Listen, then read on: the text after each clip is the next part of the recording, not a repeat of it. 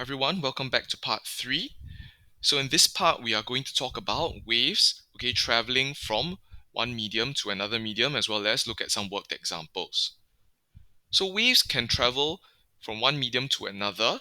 Let's say light being able to go from air through glass or water, as well as any other mediums. However, what happens when a wave travels through a medium? We know that the speed, for example, of sound is different in air and in water. And since we learned previously about the equation, that the speed of the wave is given by the product of the frequency multiplied by the wavelength, if the speed has changed, which, or was it both, that changed? So the answer here is that actually the frequency of the wave always remains the same when a wave travels between media. Okay, frequency of the wave does not change because, as you can see from this example over here, if I were to attach two different ropes together, and then we treat that as two different mediums. So you see the first section on the left here has a thinner section of rope, so that is the first medium, and the second section has a thicker section, a thicker medium. You will see that in order for the two ropes to remain joined together, which is how the rope wave can travel between one medium to the other, they must both have the same frequency. If the first section oscillates at a different frequency from the second section, then the ends of the ropes will not be joined together. So the same thing applies for all types of waves, whether it be longitudinal waves like sound or other transverse waves outside of ropes, like for example, light. So frequency is always preserved when you go from one medium to another medium, and this is a very simple example showing that. And you can also see that in this case here, the amplitude has changed. The first section has a larger amplitude than the second section, and this could be because of the fact that the medium over here, the rope here, is probably lighter. It has less mass per unit length, so it is easier to oscillate. In addition, because the frequency stayed the same, but you can see over here the wavelength has changed, we can also tell that the speed of the wave has changed. So in that first section over here, the speed of the wave will be higher than the second section on the right. So the wave speed is actually determined by the properties of the medium. So an example over here is the wave speed of a rope being determined by the factors such as the tension and the thickness of the rope. So, for example, those of you who are in the band, you play string instruments, or you are in guzheng, or you play any other string instruments outside, you will know that in order to tune your instrument, which is to adjust the frequency of the sound that the strings produce when they are plucked or played or bowed, you actually have to adjust the tension inside each of the strings. Usually there's a knob that you can turn that will make the tension in the rope increase or decrease. And between ropes, or between the strings, there are different materials. So some strings are thicker, some strings are thinner, and they may also be made of different materials. So all these factors affect the wave speed on the rope. And when you adjust these factors and the wave speed, that actually adjusts and affects the frequency that is produced when the string is played. But going back to our topic over here, the equation, the wave equation, that the speed is given by the frequency and the wavelength multiplied together, tells us that, for a given wave that stays in the same medium, the frequency is inversely proportional to the wavelength. If you increase the frequency, you decrease the wavelength. However, if this very same wave travels to a different medium with a different speed, then the frequency stays the same while the wavelength will change.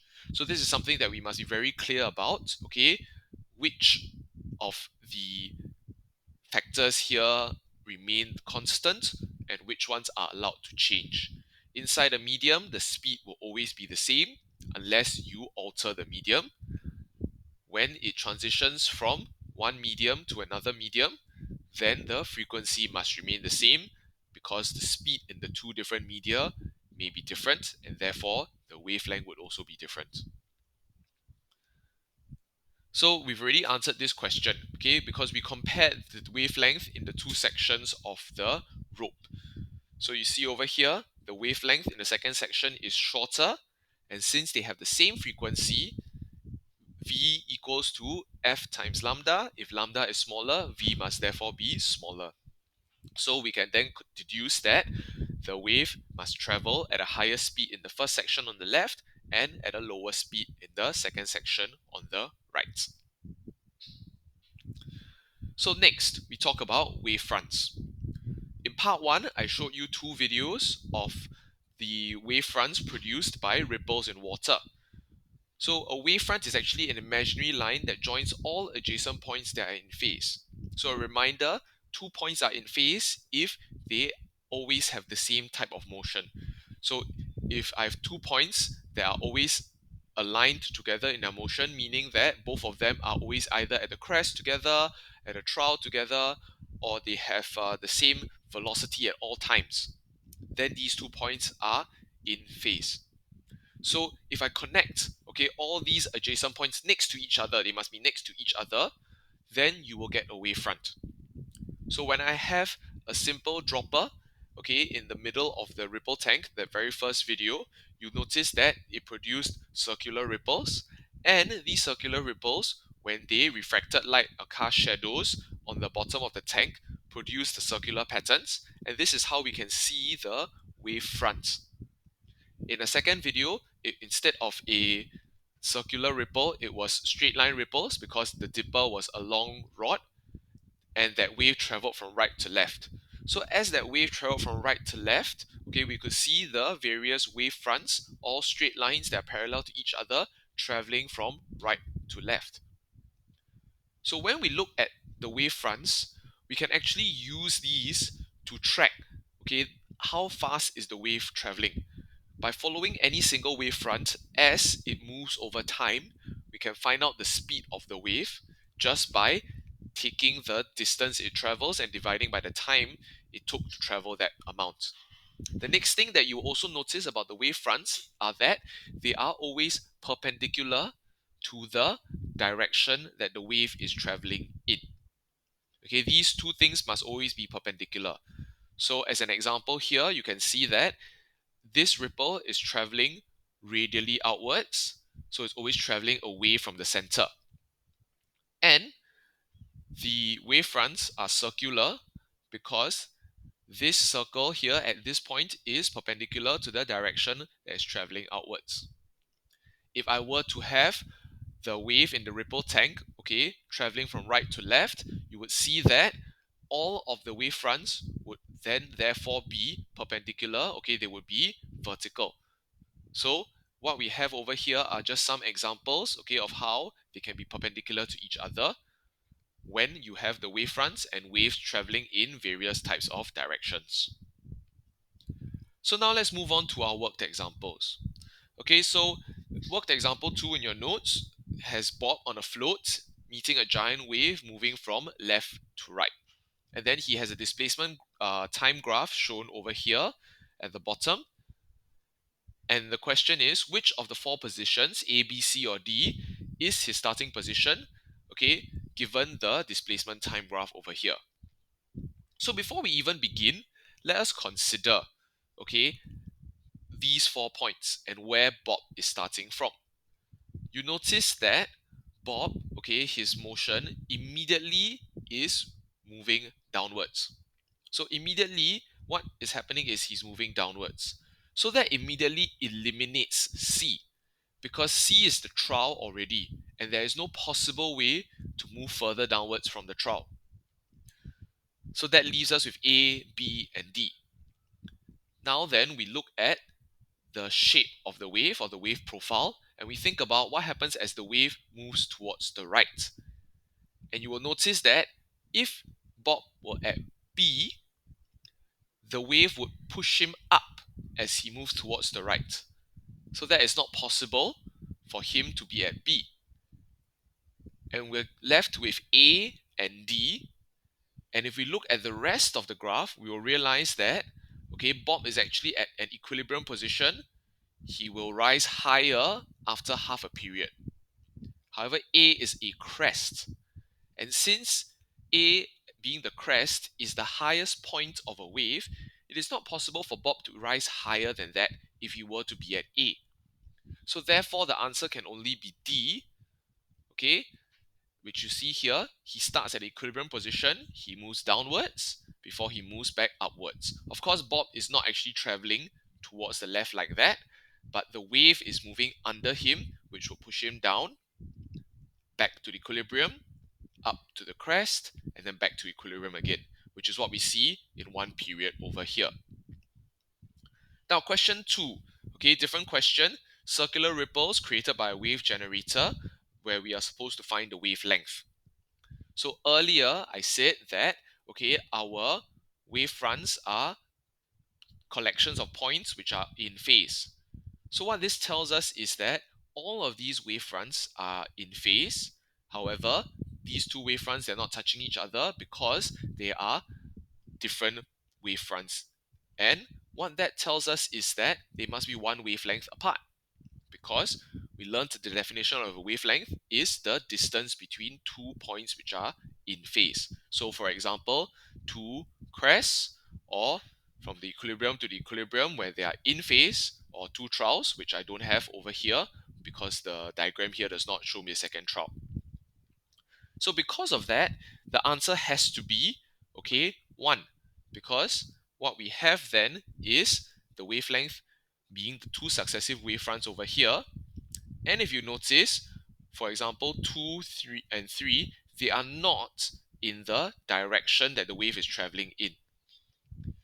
As for 4, it is not pointing to two different wave fronts, so therefore it is also not one of the wavelengths.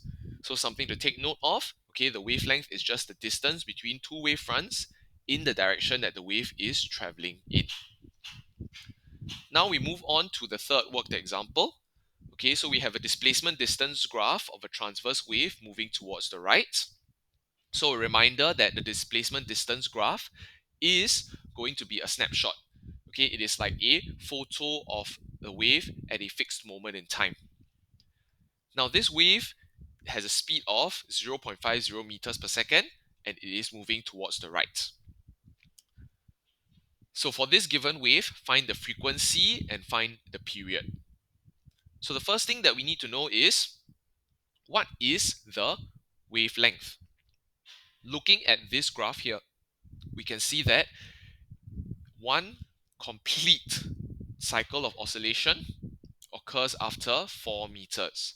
So the wavelength must therefore be 4 meters. Alternatively, you could say that 8 meters produces 2 wavelengths. So therefore the wavelength must be 4 meters. And if we have the wavelength of 4 meters and the speed of 0.50 meters, we will be able to find the frequency using the wave speed equation, and then the period by taking the reciprocal, or 1 over the frequency, and this gives us the frequency being 0.125 hertz and the period being 8 seconds. Now for part B, we want to draw the displacement distance graph 6 seconds later. So in order to do so, we must understand that my wave would have traveled for a certain distance after 6 seconds. And in this case over here, I think it's very simple kinematics. 6 seconds multiplied by the speed of 0.50 meters per second tells us that the wave has moved 3 meters towards the right. So if I start off with my displacement distance graph here again, you will be able to draw, okay, the graph that is shifted 3 meters towards the right. But the important thing to remember is that when you draw that graph, you do not just end off, okay, and shift the entire graph to the right. You must also continue to fill in the first 3 meters here. Okay, so why have I gotten a graph that starts at the crest and instead of anywhere else. Because if we take a look at point C, okay, while the particle will travel vertically and oscillate this way, the crest itself travels towards the right, and we know that this being one wavelength of 4 meters must be divided into 4 portions. 1 meter here, 1 meter here, and 1 meter here, and another last meter here. Which means that C, having traveled 3 meters, would end up right above the 4 meter mark. And that's why I have a crest at 4 meters, and then you can fill in the rest of the wave profile this way. Part C. Now we have to draw the displacement time graph, okay, for a particle at the crest C for the next 6 seconds. So, like what I said earlier, this particle is not going to travel towards the right. While the wave profile travels towards the right, the particle is only going to oscillate up and down. So when that happens, what we're going to find is, of course, it starts off right at the crest, and then, okay, it's going to oscillate. But knowing that the period is 8 seconds, 6 seconds here is not enough for a full period. And in fact, okay, if you do some quick mental maths, it's 3/4 of a period. So how is 3/4 of a period going to look like when we start from the crest? Okay, this is how we are going to look like. So 1/4 of the period going from the crest to the equilibrium position, another quarter or another 2 seconds going to the trough, and another 2 seconds coming back to equilibrium. So these are our worked examples. Okay, we're done with this part of the chapter on the wave properties. If you need any more time, please feel free to go back and rewatch sections of the video or play this at a slower speed.